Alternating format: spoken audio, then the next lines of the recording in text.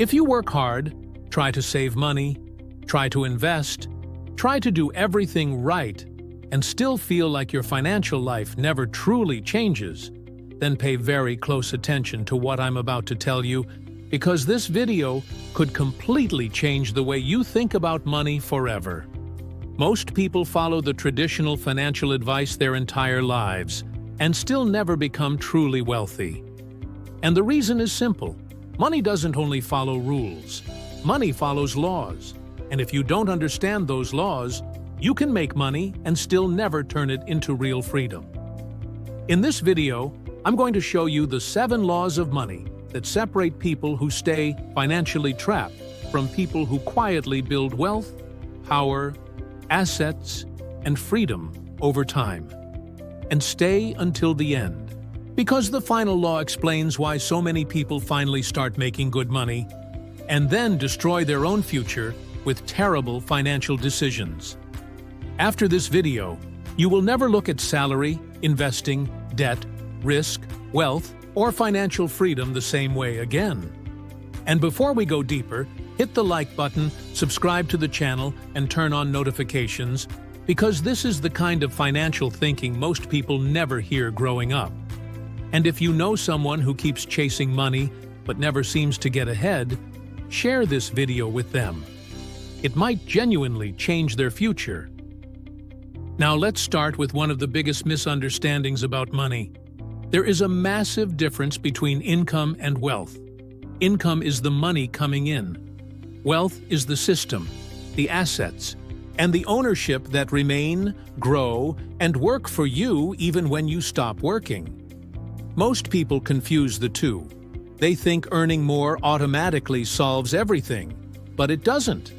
There are people making 6 figures who are financially weak, stressed, and one emergency away from problems.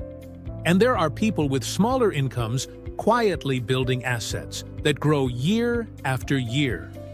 The difference is not only how much they earn. The difference is whether they understand the laws that govern money. The first major law is this: money loves speed, but wealth loves time. This idea alone can save you years of frustration. Money loves speed because opportunity rewards action. In business, investing, and career growth, people who move quickly often capture more opportunities. If you see a great opportunity and hesitate too long, someone else usually takes it. That's why fast execution matters. The modern economy rewards people who shorten the distance between seeing an opportunity and acting on it. But wealth behaves differently. Wealth loves time. Wealth grows slowly before it grows massively. And this is exactly where most people sabotage themselves. They want immediate results from long-term decisions. They invest for 6 months and expect to feel rich. They start a business and expect total freedom immediately.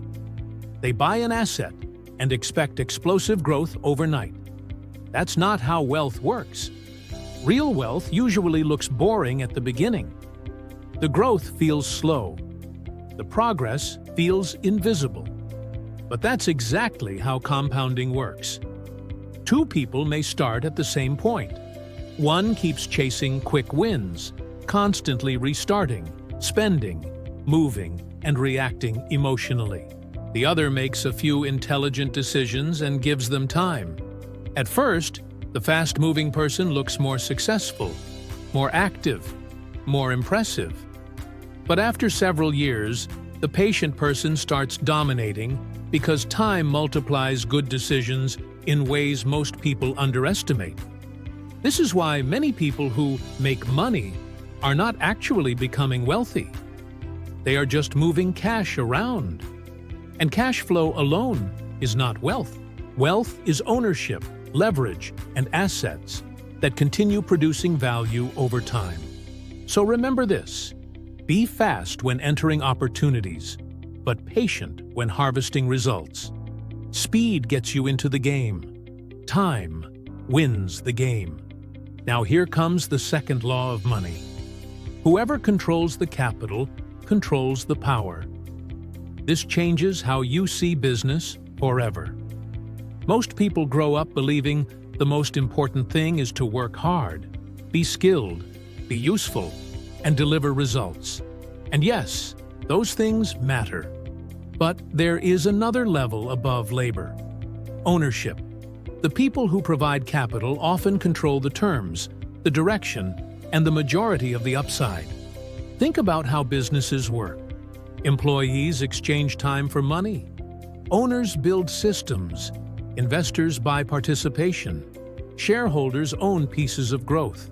The person buying assets is often building more long-term power than the person simply selling labor. This is why your mindset eventually needs to evolve from "how do I make money?" to "how do I position myself on the ownership side?" And no, you do not need millions of dollars to begin thinking this way. The shift starts mentally before it starts financially. People who spend their entire lives selling time usually remain dependent on active work forever. But people who slowly begin acquiring assets, ownership, and participation move closer to financial leverage. Salary stops being the destination and becomes fuel.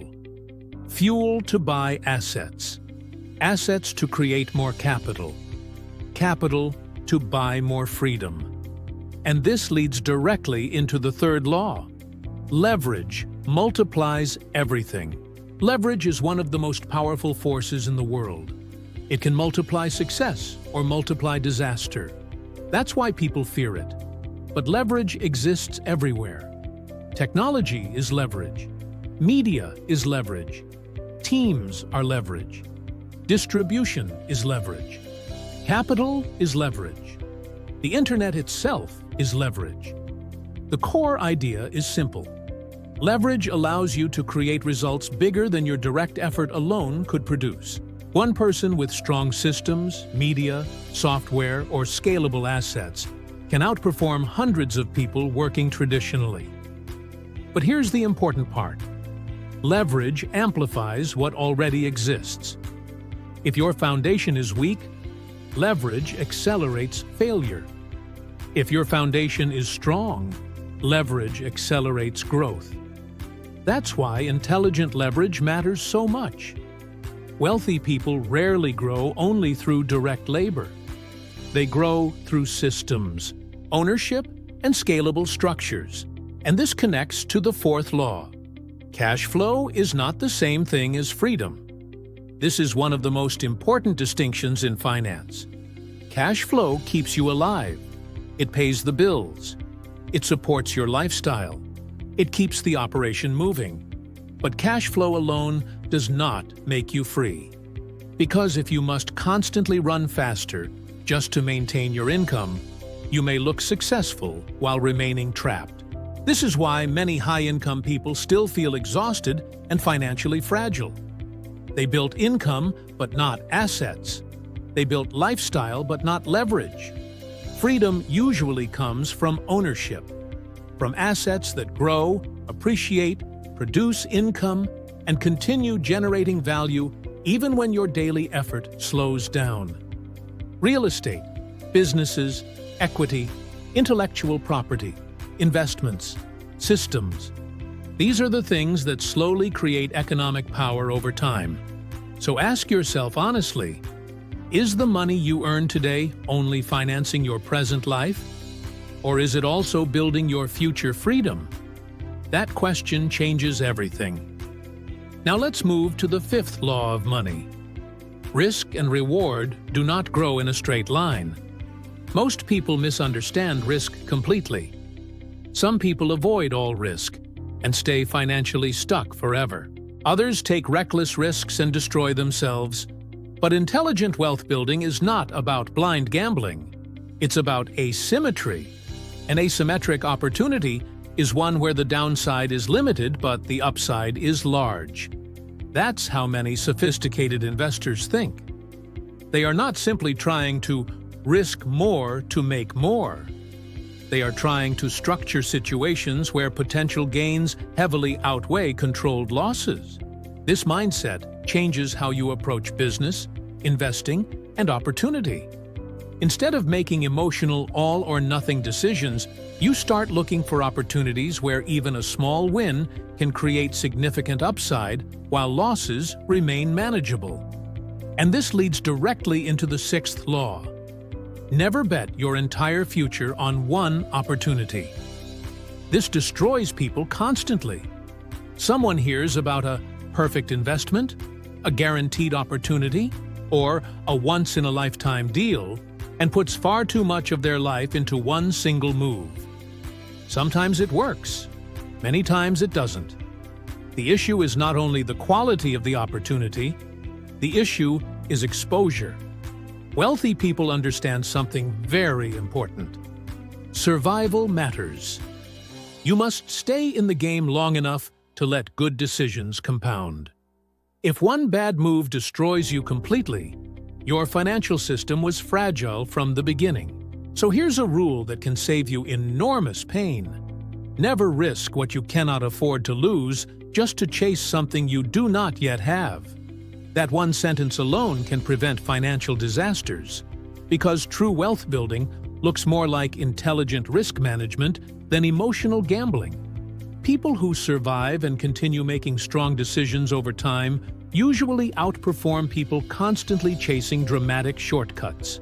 Now let's move to the seventh and final law of money. Diversification is protection against what you do not control. This law is deeper than most people realize. Many successful entrepreneurs become wealthy through concentration. They deeply understand their business, their market, and their advantage. But outside of areas where you possess deep understanding and influence, diversification becomes extremely important. The problem is that many people diversify emotionally and concentrate recklessly. They place huge amounts of money into things they barely understand.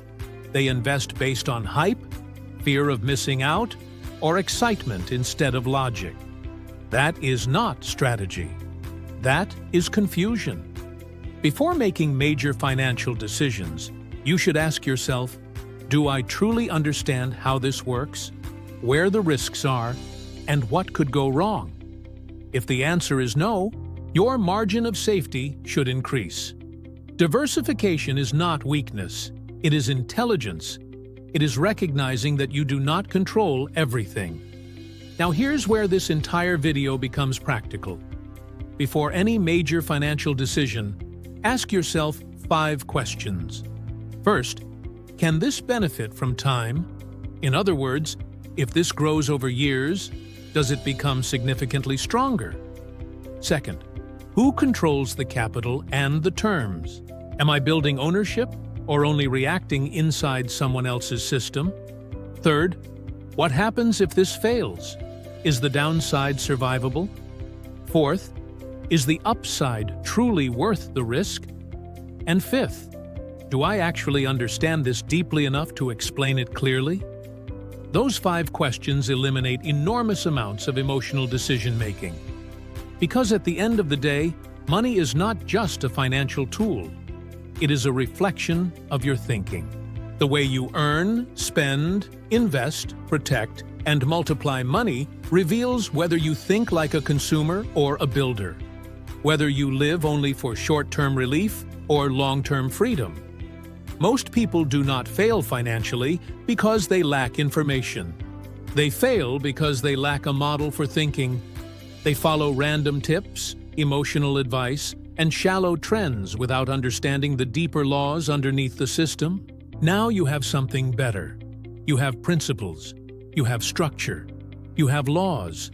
So the next time money enters your life, through salary, business income, commissions, investments, bonuses, or opportunities, stop asking only, "How much is this?" Start asking better questions. What can this build? What can this buy besides temporary pleasure? What assets can this create?